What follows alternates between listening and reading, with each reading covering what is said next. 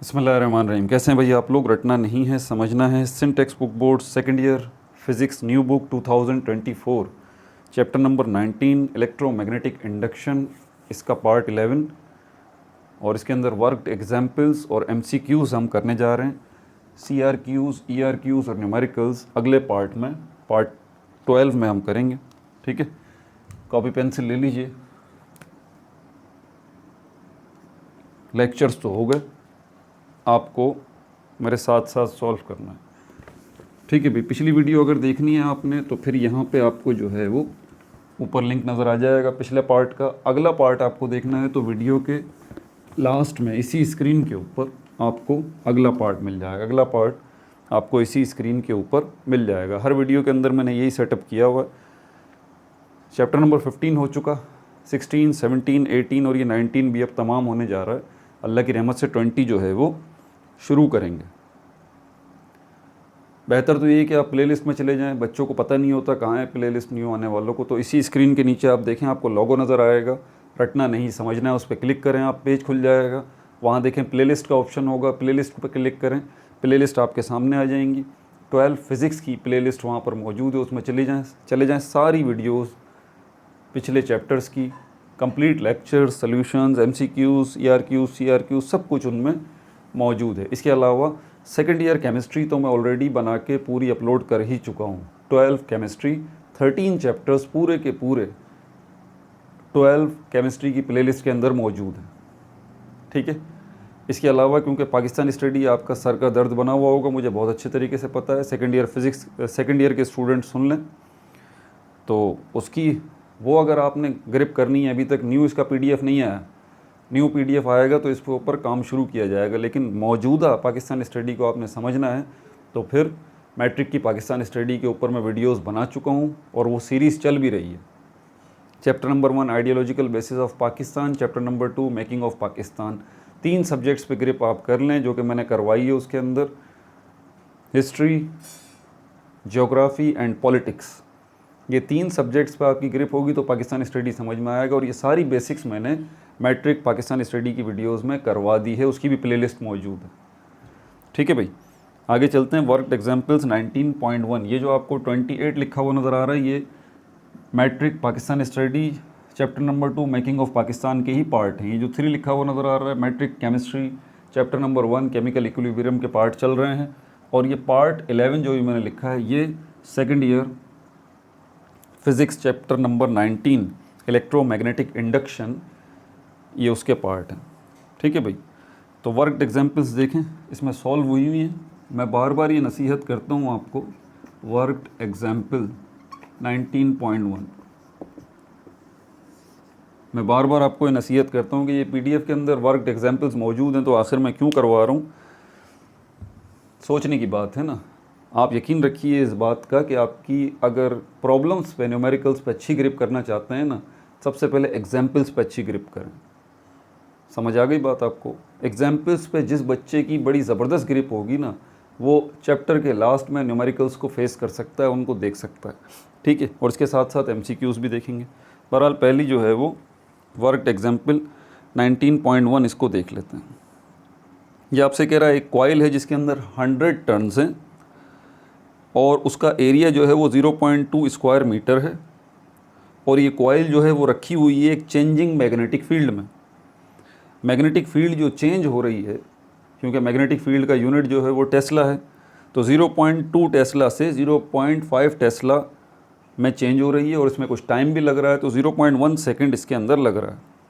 आपसे बोल रहा है कि आप कैलकुलेट करें induced electromotive force, induced EMF जो है वो आप कैलकुलेट करें जो कॉइल में पैदा हो रही है। The direction of the induced current, और इस इंड्यूस्ड करंट की डायरेक्शन जो है वो भी आप बताइए। और ये कैसे जो है वो लेंस लॉ के साथ रिलेट है ये भी बताइए। तो इसके सोल्यूशन की तरफ चलते हैं। ठीक है, सोल्यूशन इसका डेटा, पहले डेटा क्या क्या बोला इसने आपको जो है वो चेंज इन मैग्नेटिक फील्ड अगर आपको चाहिए तो आपके पास जो है वो इनिशियल फील्ड होनी चाहिए, फाइनल फील्ड होनी चाहिए। तो हम B2 और माइनस B1 कर लेते हैं।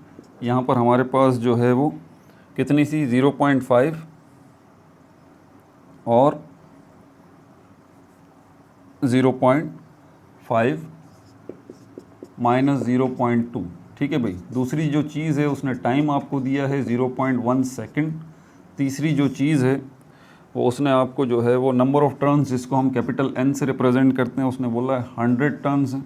और चौथी जो चीज़ है उसने आपको एरिया दिया है 0.02 स्क्वायर मीटर का। ठीक है भाई। इंड्यूस इलेक्ट्रोमोटिव फोर्स आपसे पूछ रहा है, इंड्यूस इलेक्ट्रोमोटिव फोर्स। ये इलेक्ट्रोमोटिव फोर्स के साथ इंड्यूस का वर्ड ज़रूर लगाइएगा, क्योंकि ज़रूरी नहीं है कि इलेक्ट्रोमोटिव फोर्स जो प्रोड्यूस हो रही हो वो इंडक्शन की वजह से ही पैदा हो रही है। इस बात का ख्याल रखिएगा। जी बिल्कुल, इलेक्ट्रोमोटिव फोर्स इंडक्शन के अलावा भी पैदा होती है। ठीक है, तो ये आपसे पूछ रहा है। अब इसका सल्यूशन देखें तो इंड्यूस्ड इलेक्ट्रोमोटिव फोर्स का हमारे पास फार्मूला ये रहा, induced electromotive force minus N delta phi upon delta T। ठीक है, और यहाँ पर जो है वो कितने टर्न्स हैं, -100 नंबर ऑफ़ टर्न्स ले लीजिए। डेल्टा फाई जो है इसको मैंने B2 B1 कर दिया था, आप इसको बुक के मुताबिक ही ले लें, तो ये फाई 2 फाई 1 कर लें, फाई 2 फाई 1, क्योंकि फाई जो है ये सिंबल है मैग्नेटिक फील्ड का। ठीक है, मैग्नेटिक फील्ड का। तो यहाँ पर हमारे पास मल्टीप्लाई बाय फाई की जगह पर क्या आ जाएगा, phi 2 minus phi 1 divided by delta T। अब फाई 2 और फाई 1, बल्कि इसमें चेंजेस करते हैं, पहले वैल्यूज़ अब पुट करेंगे। -100 आएगा multiply by phi 2 0.5 minus 0.2 divided by delta T हमारे पास कितना है 0.1 और इसका जो जवाब आएगा वो आएगा -6 volt, -6 volt. Induced electromotive force जो है वो आपके पास क्या आएगी, -6 वोल्ट। अच्छा, फिर ये आपसे डायरेक्शन भी पूछ रहा है। अब ज़रा नीचे जो लिखा हुआ है लेंज़ लॉ का, आखिर इसकी डायरेक्शन से क्या ताल्लुक़ है वो तो मैं वीडियो में एक्सप्लेन कर चुका हूँ। तो यहाँ पर कह रहा है कि ये जो इंड्यूस्ड इलेक्ट्रोमोटिव फोर्स है कि 6 वोल्ट जो है, ठीक है, ये काउंटर क्लॉकवाइज है, counter clockwise to oppose the increase in the external magnetic field. हो ये रहा है कि एक्सटर्नल मैग्नेटिक फील्ड जो है उसमें चेंज आ रहा है, और उसमें चेंज आने की वजह से ये इंड्यूस इलेक्ट्रोमोटिव फोर्स जो है वो पैदा हो रही है। ये इंड्यूस इलेक्ट्रोमोटिव फोर्स फिर एक्ट करेगी अगेंस्ट उसके जिसने इसको पैदा किया। जी, ये खैर डिटेल हम वीडियोस में देख चुके हैं, तो इसमें हम नहीं जाएंगे अभी। ठीक है, तो ये जो इसकी डायरेक्शन होगी, क्योंकि उसने डायरेक्शन का बोला कि डायरेक्शन भी बताइए, तो ये आप बताएंगे कि counter clockwise to oppose, counter clockwise इसकी डायरेक्शन होगी, काउंटर क्लॉकवाइज की डायरेक्शन होगी to oppose external magnetic field, to oppose external magnetic field. ठीक है भाई, ये माइनस का साइन हमें यही बता रहा है, गलती मत कीजिएगा, इसको ज़रा समझिएगा। और यही चीज़ तो हमारे पास जो है रिलेट करती है, यही चीज़ जो है इस रिलेट करती है किस चीज़ को, लेंस लॉ को। लेंस लॉ हमें यही तो कहता है, लेंस लॉ यही तो कहता है कि वो जो इंड्यूस्ड इलेक्ट्रोमोटिव फोर्स पैदा हो रही है, वो इंड्यूस्ड इलेक्ट्रोमोटिव फोर्स उसी वजह के ख़िलाफ़ एक्ट करेगी। इंड्यूस्ड इलेक्ट्रोमोटिव फोर्स उस वजह के ख़िलाफ़ ही जाएगी, उसके ख़िलाफ़ लड़ेगी जिसने इंड्यूस्ड इलेक्ट्रोमोटिव फोर्स को पैदा किया। और यहाँ पर इंड्यूस्ड इलेक्ट्रोमोटिव फोर्स को किसने पैदा किया है, चेंजिंग मैग्नेटिक फील्ड ने। तो ये चेंजिंग मैग्नेटिक फील्ड के ख़िलाफ़ ही काम करेगी, यही लेंस लॉ है। इसको भी हम वीडियोज़ में देख चुके हैं तफसील से। ठीक है भाई, अगली वर्कड एग्जाम्पल्स जो है 19.2 उसको देख लेते हैं।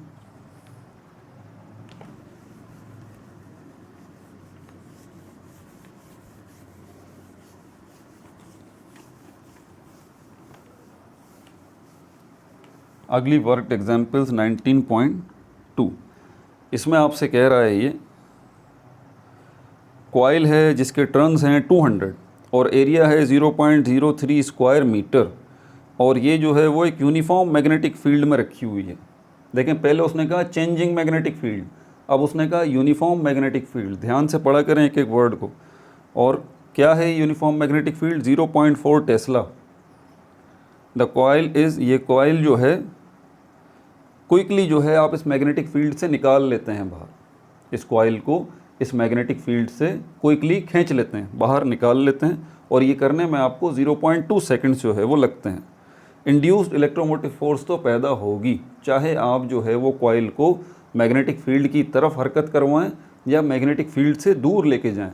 ये हरकत जब भी होगी कॉइल की मैग्नेटिक फील्ड के अंदर, इंड्यूस्ड इलेक्ट्रोमोटिव फोर्स तो पैदा होगी। ठीक है भाई, तो आपने कॉइल को निकाल लिया मैग्नेटिक फील्ड के अंदर से, अब भी जो है वो इंड्यूस इलेक्ट्रोमोटिव फोर्स पैदा हुई है। तो आप जो है बता दीजिए कि ये इंड्यूस्ड इलेक्ट्रोमोटिव फोर्स जो है वो कितनी है और इसकी डायरेक्शन क्या है ये भी बता दीजिए। ठीक है भाई, और इसकी डायरेक्शन क्या है ये भी बता दीजिए। ये पहली वाली एग्जाम्पल से थोड़ा डिफरेंट केस है। ठीक है भाई, तो यहाँ पर इसने हमें जो मैग्नेटिक फील्ड दी है सबसे पहले 0.4 टेस्ला, ये मैग्नेटिक फील्ड इसने हमें दी है। ठीक है, रेडियस जो है, रेडियस ऑफ कॉइल, ये आपको फाइंड आउट करना पड़ेगा। रेडियस ऑफ कॉइल आर, ये आपको फाइंड आउट करना पड़ेगा। ये निकलेगा 0.1 मीटर, और ये किससे फाइंड आउट होगा? पाई आर स्क्वायर। ये रेडियस का फॉर्मूला है, पाई आर स्क्वायर। इसकी मदद से जो है आप रेडियस फाइंड आउट कर सकते हैं। ठीक है भाई, और एरिया बराबर है पाई आर स्क्वायर। इस फॉर्मूले की मदद से आप रेडियस फाइंड आउट कर सकते हैं। पाई की वैल्यू आपको पता है 3.14 है, मल्टीप्लाई बाय रेडियस जो है ये आपको फाइंड आउट करना है। एरिया उसने ऑलरेडी आपको दिया हुआ है, यहाँ पर एरिया उसने बताया है। एरिया जो है वो है 0.03 स्क्वायर मीटर, ये एरिया है। तो ये वहाँ पुट हो जाएगा, पाई की वैल्यू लगाएंगे आप आसानी से, आखिर में आप रूट लेंगे तो रेडियस आपको पता चल जाएगा, उसकी वैल्यू ये रही, रेडियस ऑफ कॉइल। इसकी ज़रूरत आपको पड़ेगी। ठीक है भाई, जो टाइम यहाँ पर लग रहा है वो कितना है? 0.2 सेकेंड। इंड्यूस इलेक्ट्रोमोटिव फोर्स आपको फाइंड आउट करनी है, इंड्यूस इलेक्ट्रोमोटिव फोर्स आपको फाइंड आउट करनी है, और आपको डायरेक्शन फाइंड आउट करनी है। दो चीज़ें उसने पूछी हैं। सॉल्यूशन, इसके सॉल्यूशन की तरफ चलेंगे तो हमारे पास जो है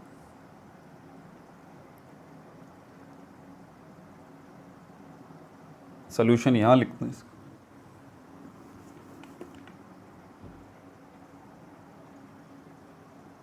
फॉर्मूला हमारे पास कौन सा है? ये लो, इंड्यूस्ड इलेक्ट्रोमोटिव फोर्स जो है वो किसके बराबर है? -n नंबर ऑफ टर्न्स, और ये डेल्टा फाई मैग्नेटिक फील्ड की स्ट्रेंथ, इसको रिप्रेजेंट कर रहा है, और ये डेल्टा टी।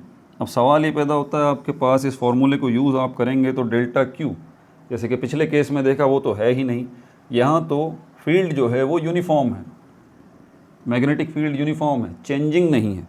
ठीक है, तो इसका हल हम क्या निकालेंगे? इसका हल हम ये निकालेंगे कि आप पहले मौजूदा मैग्नेटिक फ्लक्स जो है वो फाइंड आउट कर लें। ये आप फाइंड आउट कर लें पहले, और मैग्नेटिक फ्लक्स अगर आपको फाइंड आउट करना है तो इसके लिए हमारे पास जो है वो फॉर्मूला है, मैग्नेटिक फील्ड को जो है वो आप मल्टीप्लाई करेंगे, मैग्नेटिक फील्ड को आप जो है वो मल्टीप्लाई करेंगे एरिया के साथ। ये फॉर्मूला, मैग्नेटिक फील्ड को आप मल्टीप्लाई करेंगे एरिया के साथ, तो आपको मैग्नेटिक फ्लक्स जो है वो पता लग जाएगा। यहाँ पर आपके पास एरिया कितना है? 0.4,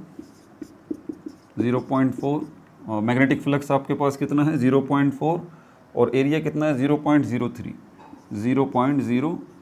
ये आपके पास एरिया है, और जो है ये आपके पास आ जाएगा 0.012 वेबर। मैग्नेटिक फ्लक्स का यूनिट जो है वो वेबर है।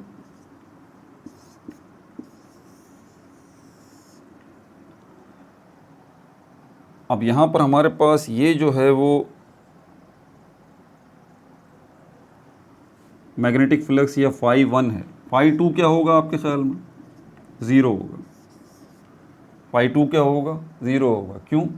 क्योंकि जब आप पीछे खींच रहे हैं, उसको निकाल रहे हैं, तो फाइनली वो मैग्नेटिक फील्ड की रेंज से बाहर निकल जाएगी वो कॉइल, और जैसे ही वो कॉइल बाहर निकल जाएगी उसकी रेंज से, मैग्नेटिक फील्ड में से बाहर निकल जाएगी वो कॉइल, अब मैग्नेटिक फ्लक्स भी ज़ीरो हो जाएगा। तो आखिरी फ्लक्स, जैसे कि हम फिज़िक्स में नहीं करते, initial velocity, final velocity, final velocity गाड़ी की ज़ीरो है, गाड़ी रुक गई है।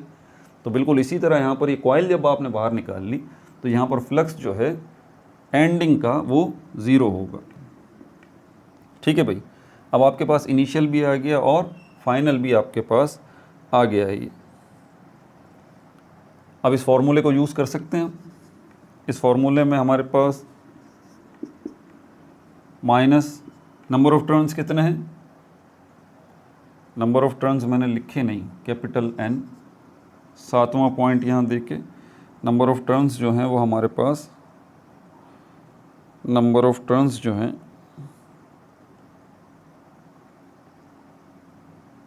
200 हैं। नंबर ऑफ़ टर्न्स हमारे पास कितने हैं? 200। ये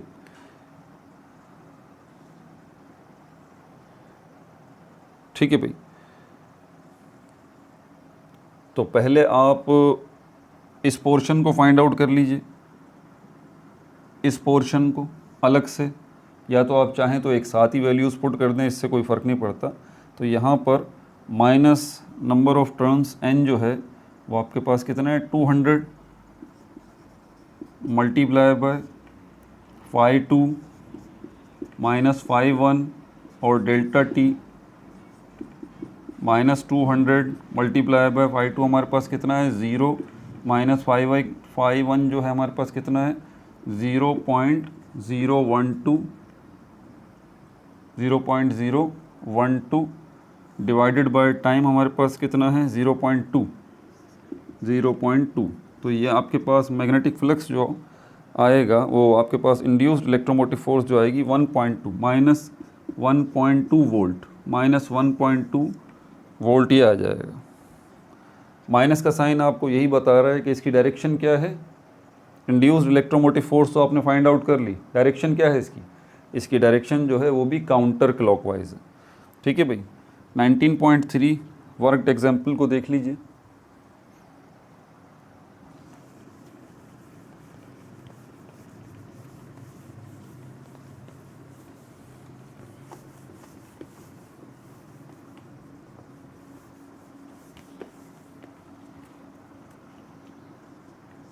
nineteen point three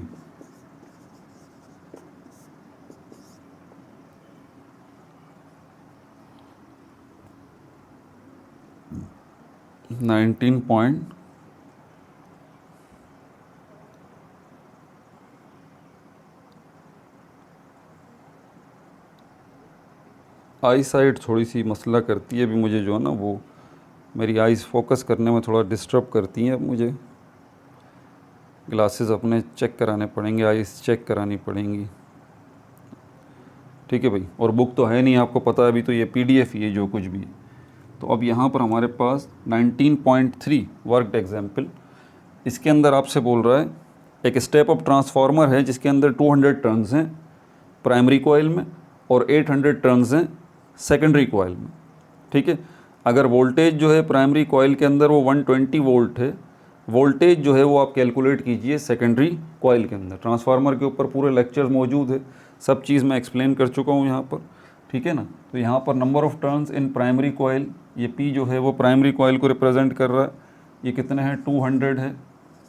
number of turns in secondary coil 800 है, क्योंकि स्टेप अप ट्रांसफार्मर है ना, सेकेंडरी कॉइल में ज़्यादा टर्न्स होंगे, तो ये 800 है,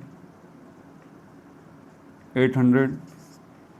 और उसके बाद वोल्टेज जो है प्राइमरी कॉइल के अंदर 120 वोल्ट है, और voltage in secondary coil VS, ये आपसे वो पूछ रहा है। सोल्यूशन की तरफ चलते हैं। इसका फॉर्मूला है हमारे पास, ये रेशो है असल में एक। ठीक है। Voltage in secondary coil divided by voltage in primary coil is equal to number of turns in secondary coil divided by number of turns in primary coil. क्योंकि हमारा टारगेट ये है, आपसे वो पूछ रहा है वोल्टेज जो है वो सेकेंडरी कॉयल में क्या है, तो इसको मैनिपुलेट करेंगे, वीपी को वहाँ ले जाएंगे, वोल्टेज इन सेकेंडरी कॉयल, या यहीं इसको वैल्यूज़ को पुट कर दें तो ये हो जाएगा 120 voltage in primary coil, number of turns ये हो जाएगा 800 और ये हो जाएगा हमारे पास 200। इसको सॉल्व करेंगे तो आपके पास जो है वो जवाब आएगा 480 वोल्ट्स, 480 वोल्ट्स। ठीक है भाई, तो ये आपने वोल्टेज इन सेकेंडरी कॉइल्स जो है वो फाइंड आउट कर लिया। 19.4 की तरफ चलते हैं। 19.4 इसमें स्टेप डाउन ट्रांसफार्मर की बात कर रहा है। इसके अंदर 600 टर्न्स हैं, प्राइमरी कॉयल में 150 टर्न्स हैं, सेकेंडरी कॉयल में वोल्टेज जो है प्राइमरी कॉयल में 240 है और वोल्टेज सेकेंडरी कॉयल के अंदर वो आपसे पूछ रहा है। ठीक है भाई, तो number of turns in primary coil यहाँ पर 600 है, number of turns in secondary coil 150 है, वोल्टेज इन प्राइमरी कॉयल जो है वो 240 है, 240, और वोल्टेज इन सेकेंडरी कॉयल आपको बताना पड़ेगा। तो यही फार्मूला जो है वो यूज़ करेंगे। यहाँ पर 240 आ जाएगा, ठीक है, यहाँ 150 आ जाएगा और यहाँ पर 600 आ जाएगा। इसको सॉल्व करेंगे तो आपके पास जवाब आएगा 60 वोल्ट। 60 वोल्ट जो मेन चीज़ है ना इन दोनों एग्जाम्पल्स में नोट करने वाली, आखिर वजह क्या है, क्यों दी गई है। स्टेप अप ट्रांसफार्मर और स्टेप डाउन ट्रांसफार्मर के अंदर देखें, स्टेप अप ट्रांसफार्मर के वोल्ट कितने आए थे, ज़्यादा आए थे। स्टेप डाउन ट्रांसफार्मर वाली ये जो एग्जाम्पल है इसके अंदर 60 वोल्ट आए, वोल्ट कम होते हैं, वोल्टेज ड्रॉप होता है स्टेप डाउन ट्रांसफार्मर में। ये वीडियो के अंदर मैं अपनी एक्सप्लेन कर चुका हूँ ऑलरेडी। ठीक है भाई, अब जो है आखिरी एग्जाम्पल, ये शायद इसके बाद बारक एग्जाम्पल एक और है, फिर MCQs की तरफ चलते हैं। 19.5 स्ट्रेट कंडक्टर है, उसकी लेंथ जो है वो 0.5 मीटर है, उसकी वेलोसिटी जो है वो 2 मीटर पर सेकंड है और ये मैग्नेटिक फील्ड के परपेंडिकुलर है ये स्ट्रेट कंडक्टर, और मैग्नेटिक फील्ड की जो इंटेंसिटी है, जो मैग्नीट्यूड है वो 0.1 टेस्ला है। मोशनल इलेक्ट्रोमोटिव फोर्स आपसे बोल रहा है कि वो ज़रा बता दीजिए, मोशनल इलेक्ट्रोमोटिव फोर्स जो है वो कितनी है। ठीक है भाई, तो लेंथ जो है वो कंडक्टर की, नंबर 1 लेंथ जो है वो हमारे पास 0.5 मीटर है, नंबर 2 वेलोसिटी जो है वो है 2 मीटर पर सेकंड, और मैग्नेटिक फील्ड B जो है वो है 0.1 टेस्ला। ठीक है, और ये हमारे पास इसका फार्मूला आ जाएगा, V is equal to voltage जो है वो बराबर है वेलोसिटी के, ये वोल्टेज के लिए रिप्रेजेंट हो रहा है, ये छोटा स्मॉल v जो है ये वेलोसिटी को रिप्रेजेंट कर रहा है। ठीक है भाई, इसकी डेरिवेशन हमने की थी अगर आपको याद हो तो, मैग्नेटिक फील्ड L और मैग्नेटिक फील्ड B और L length of the conductor. बस वैल्यू आपको पुट करनी है यहाँ पर, कितनी है हमारे पास 2 मीटर, वेलोसिटी 2 मीटर पर सेकंड है, मैग्नेटिक फील्ड 0.1 है, मल्टीप्लाई बाय लेंथ 0.5 है। तो आपके पास जो वोल्टेज आएंगे वो आएंगे 0.1 वोल्ट, 0.1 वोल्ट। ठीक है भाई,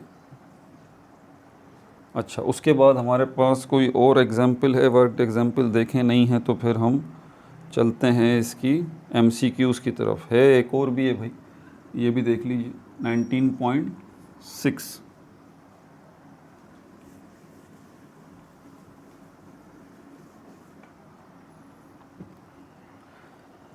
फ्रीक्वेंसी फाइंड आउट करने की आपसे बोल रहा है, ये थोड़ा मुश्किल होगा आपके लिए। ठीक है, फ्रीक्वेंसी आपसे फाइंड आउट करने की बोल रहा है AC जनरेटर। AC जनरेटर वाली वीडियो के अंदर मैंने सारी डेरिवेशन करवा के दिखाई है आपको, ठीक है, वो वीडियो देख लीजिएगा। Find the frequency, AC frequency आपसे बोल रहा है AC जनरेटर की बताएं। अगर वोल्टेज आउटपुट जो है वो वोल्टेज आउटपुट जो है वो कितना है 200 वोल्ट, 200 वोल्ट अगर ये है तो फ्रीक्वेंसी जो है वो आप बता दीजिए। इसके सल्यूशन की तरफ चलते हैं, ठीक है। यहाँ पर जो टाइम इसने बताया, अच्छा टाइम इसने जो है वो हमें दिया नहीं है, तो टाइम जो यहाँ पर लगेगा वो 0.005 सेकेंड है। डेटा मिसिंग है इस एग्जाम्पल में भाई, थोड़ा टेस्ट एडिशन है ना ये, तो टाइम भी है यहाँ पर 0.005 सेकेंड, ठीक है भाई। अच्छा, अब आपके पास जो फॉर्मूला यहाँ पर आएगा, इलेक्ट्रोमैग्नेटिक इंडक्शन, इसमें और इसमें फ़र्क है, ठीक है। ये जो है हमारे पास आउटपुट को रिप्रेजेंट कर रहा है, ठीक है। ये हमारे पास आउटपुट को, ये वोल्टेज आउटपुट है, वोल्टेज आउटपुट है जो हमें मिल रहा है, वोल्टेज आउटपुट, ठीक है। ये वोल्टेज इनपुट है जो कि वोल्टेज दिया जा रहा है, उसके नतीजे में जो वोल्टेज मिल रहा है वो ये रहा, ठीक है भाई। तो ये आएगा इस फॉर्मूले के अंदर साइन 2 पाई एफ टी, ये फॉर्मूला है इसका जो कि आप यूज़ करेंगे। इसके अंदर ये रहा आपका टारगेट फ्रीक्वेंसी। अब इसको देखें, थोड़ा सा मैनिपुलेट करना पड़ेगा। साइन 2 की वैल्यू निकालें, पाई की वैल्यू 3.14 है, टाइम जो है 0.005 सेकंड है, ठीक है। और ये जो आउटपुट वोल्टेज है 200 वोल्ट, ये इसने दिया हुआ है आपको, तो आप आसानी से जो है वो फाइंड आउट कर सकते हैं यहाँ पर। अच्छा, एक चीज़ और भी मिसिंग है यार, देखो इसके अंदर क्या किया जाए भाई, क्या किया जाए इन बुक्स का, एक चीज़ और भी मिसिंग है। इनपुट वोल्टेज जो है, इनपुट वोल्टेज 100 वोल्ट जो है ये भी मिसिंग था, 100 वोल्ट ये भी आ गया, ठीक है भाई। तो मैनिपुलेट करें इसको, तो फाइनली फ्रीक्वेंसी जो है वो आपके पास जो है वो आ जाएगी 52.36 हर्ट, 52.36 हर्ट्स,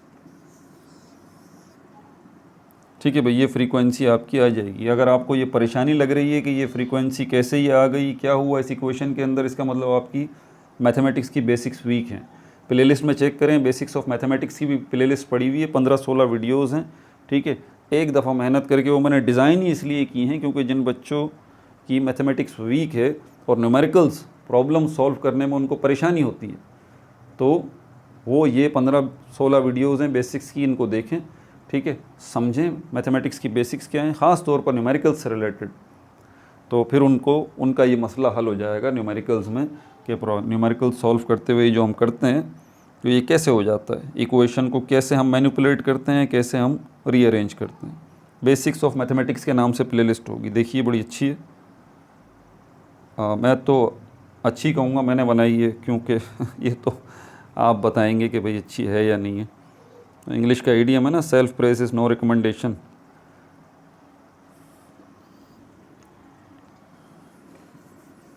चलें अब MCQs की तरफ चलते हैं। कुछ मिस्टेक्स भी हुई हैं मुझसे भाई, मेरे ख्याल में चैप्टर नंबर 17 था, second law of thermodynamics, first law of thermodynamics के अंदर। तो मैं आपको ये पहले ही बात बता चुका हूँ, ये ओपन प्लेटफॉर्म है, आप अपनी राय का इजहार कीजिए। एक इत्मीनान ये भी होता है कि यार ये जो है वो इस जगह पर अगर इन केस गलती तो अल्लाह ताला से नहीं होती ना भाई, अल्लाह ताला से गलती नहीं होती, खुदा से गलती नहीं होती। बाकी हम तो इंसान हैं, हम तो कहीं ना कहीं गड़बड़ करेंगे ना, थोड़ी बहुत तो चलेगी। इसीलिए तो ये ओपन प्लेटफॉर्म है। आप कमेंट में बताइए, होल हार्टेडली मैं आपका शुक्रिया अदा करूँगा और आपका नाम लेके मेंशन करूँगा कि ये देखें ये मिस्टेक है, हाईलाइट किए इन साहब ने, इनका बहुत शुक्रिया। मकसद इस्लाह है बच्चों की ना, उनको सही इम्पार्ट हो जाए नॉलेज। तो ये MCQs देखें, MCQs पहला MCQ ज़रा इसको समझें, वो आपसे क्या कह रहा है। Electricity production by magnetism involve, electricity जो पैदा होती है मैग्नेटिज्म की वजह से, उसमें क्या क्या चीज़ें शामिल हैं। ए में बोल रहा है कन्वर्जन, ए में बोल रहा है कि आपको केमिकल एनर्जी को इलेक्ट्रिकल एनर्जी में कन्वर्ट करना पड़ेगा। बी में आपसे बोल रहा है कि आपको स्टैटिक इलेक्ट्रिसिटी को यूज़ करना पड़ेगा पावर जनरेशन के लिए। सी में आपसे बोल रहा है कि movement of conductors with in magnetic field, magnetic field के अंदर जो है वो कंडक्टर्स को हरकत देनी होगी। डी में आपसे बोल रहा है कि सोलर एनर्जी जो है वो एब्जॉर्प्शन होगी सोलर एनर्जी की बाय फोटोवोल्टेक सेल। तो भाई इसके अंदर ये जो है वो इलेक्ट्रिसिटी प्रोड्यूस बाय मैग्नेटिज्म, इसके अंदर सी वाला जो है the movement of conductors with in magnetic field, ये है हमारे पास ऑप्शन सी वाला। ठीक है भाई, नंबर 2 की तरफ चलते हैं। सी में क्या है, the movement of conductors with in the magnetic field. लिखने की ज़रूरत नहीं है, आपके पास PDF मौजूद है, सी में ऑप्शन देख लें। अच्छा, बी में नंबर 2 में कह रहा है induced electromotive force can be generated by relative movement known as the generator effect and by changing magnetic field known as the transformer effect.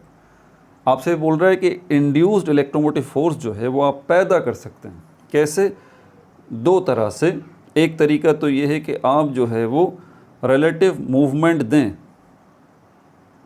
जिसको हम कहते हैं जनरेटर इफेक्ट, या फिर आप चेंजिंग मैग्नेटिक फील्ड्स की मदद से जो है आप इंड्यूस्ड इलेक्ट्रोमोटिव फोर्स पैदा करें, जिसको हम कहते हैं ट्रांसफॉर्मर इफेक्ट। यानी कि ट्रांसफॉर्मर इफेक्ट के अंदर आप मैग्नेटिक फील्ड को चेंज करते हैं तो उससे इंड्यूस्ड इलेक्ट्रोमोटिव फोर्स पैदा होती है, और जनरेटर इफेक्ट के अंदर आप जो है वो रिलेटिव मूवमेंट जो है वो कंडक्टर की करते हैं, उससे इंड्यूस्ड इलेक्ट्रोमोटिव फोर्स पैदा होती है। अब ये आगे नीचे इसने बताया हुआ है, ए में बोल रहा है ट्रू इन ट्रांसफार्मर्स ओनली। क्या ये सिर्फ ट्रांसफार्मर के लिए सही बात है? ये 2 चीज़ें जो आपको बताई हैं, जनरेटर इफेक्ट और transformer effect. Falls in all cases, सारे केसेस के अंदर ये फॉल्स है। दोनों चीज़ें जो है वो एप्लीकेबल टू बोथ केसेस, क्या ये दोनों केसेस के लिए एप्लीकेबल है? True only for static magnetic field, तो ये सी है, applicable to both cases. Both cases जो है उसके लिए एप्लीकेबल है, क्योंकि देखें मैं जहाँ तक इसको समझा हूँ वो आपसे सिर्फ यही बात कर रहा है कि इंड्यूस्ड इलेक्ट्रोमोटिव फोर्स जो है क्या वो पैदा की जा सकती है जनरेटर इफेक्ट के ज़रिए, या वो पैदा की जा सकती है ट्रांसफार्मर इफेक्ट के ज़रिए। तो दोनों तरह से पैदा की जा सकती है भाई, इंड्यूस्ड इलेक्ट्रोमोटिव फोर्स दोनों तरह से पैदा की जा सकती है। तो मेरे ख्याल में ये सी है, एप्लीकेबल टू बोथ केसेस। ठीक है भाई। अच्छा, 3 जो है इसके अंदर अब आते हैं, the magnitude of induced electromotive force. इसमें क्या है, वो बोल रहा है बढ़ने की बोल रहा है। इंड्यूस्ड इलेक्ट्रोमोटिव फोर्स जो है वो इंक्रीज़ हो जाएगी, बढ़ जाएगी। कब? अगर आप जो है वो कंडक्टर्स की हरकत की स्पीड को कम कर दें। क्या कह रहा है? कंडक्टर्स की हरकत की स्पीड को कम कर दें, या तो फिर आप मैग्नेटिक फील्ड की स्ट्रेंथ को कम कर दें, या फिर आप जो है वो बढ़ा दें number of turns in coil, coil के अंदर नंबर ऑफ टर्न्स को बढ़ा दें, या फिर आप एरिया जो है वो कम कर दें कॉइल का। तो इस सिचुएशंस के अंदर मैग्नीट्यूड जो है इंड्यूस्ड इलेक्ट्रोमोटिव फोर्स की वो बढ़ जाएगी। तो भाई ये बढ़ाने के लिए सी ऑप्शन है हमारे पास, सिर्फ कि आपको number of turns in the coil उसको बढ़ाना पड़ेगा। तो ये सी ऑप्शन है। ठीक है, नंबर 4 की तरफ चलते हैं। Faraday's law of electromagnetic induction states that Faraday law of electromagnetic induction जो है वो क्या कहता है? Current in circuit always oppose the change in magnetic flux। क्या ये बात करता है करंट जो सर्किट में पैदा हो रहा है वो मैग्नेटिक फ्लक्स में जो चेंज आता है उसको अपोज करता है? या बी में कह रहा है कि इंड्यूस्ड इलेक्ट्रोमोटिव फोर्स जो है वो डायरेक्टली प्रोपोर्शनल है to the rate of change of magnetic flux?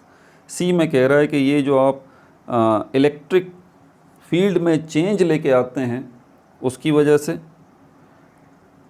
और बहरहाल यहाँ पर ये आप समझ गए होंगे कि ये बी है कि इलेक्ट्रोमोटिव फोर्स जो है वो इंड्यूस की जा सकती है। इंड्यूस्ड इलेक्ट्रोमोटिव फोर्स जो है वो डायरेक्टली प्रोपोर्शनल है to the rate of change of magnetic flux. ये बी ऑप्शन है इसमें हमारा।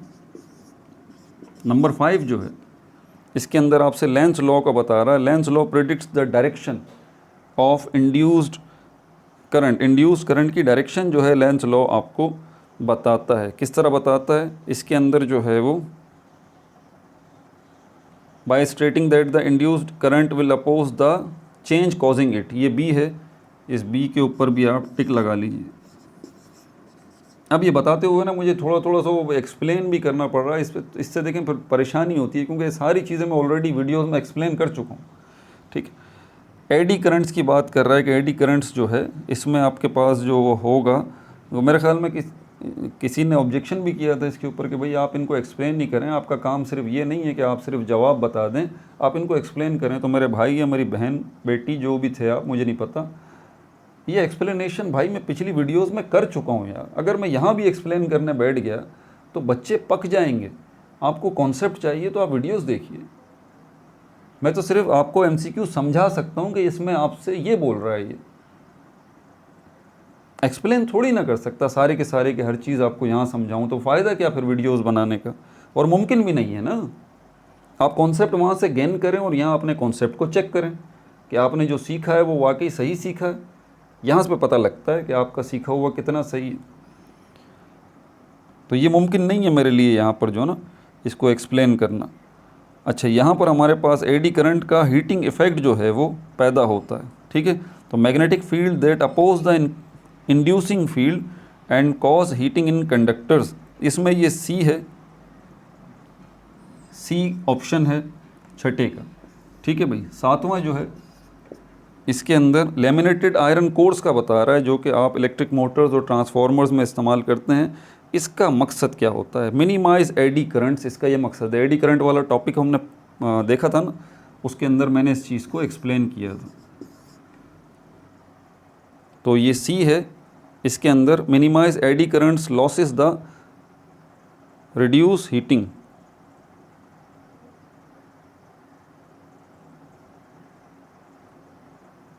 Minimise eddy current losses and reduce heating, यही मकसद होता है लेमिनेटेड आयरन कोर्स का।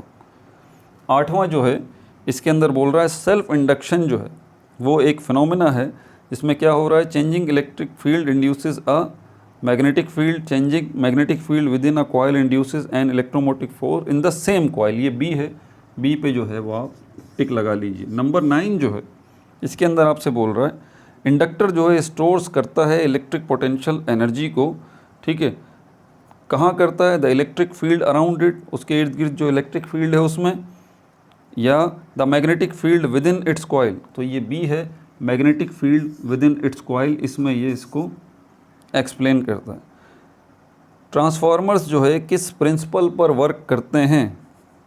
तो ये electromagnetic induction between primary and secondary coils, इसके ऊपर वर्क करते हैं, ये बी होगा। ठीक है भाई, इजाज़त दें। अब ERQ, CRQs और न्यूमेरिकल्स हम अगले पार्ट में देखेंगे।